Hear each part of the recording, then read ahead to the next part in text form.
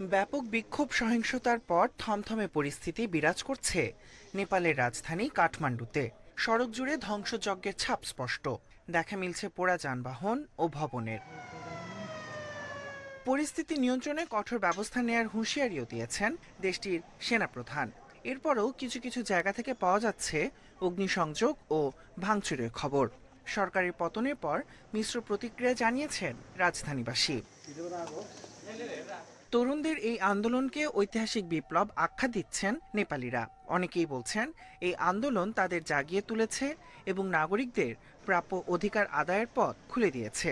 আবার অনেকে মনে করছেন এখনো পরিস্থিতি উত্তেজনাপূর্ণ এবং ভবিষ্যৎ অনিশ্চিত।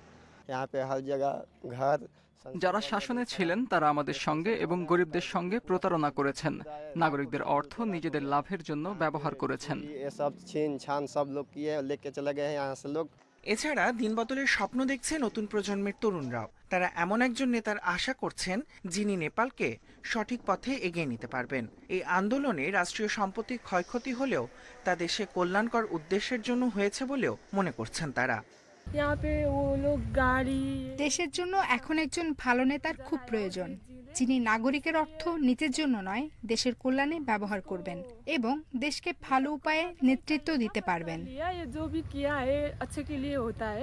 বিশ্লেষকদের মতে অলি সরকারের পতনের মাধ্যমে শুধু দুর্নীতি বিরোধী ক্ষোভই নয়, বরং নতুন রাজনৈতিক শক্তির উত্থান ঘটেছে নেপালে।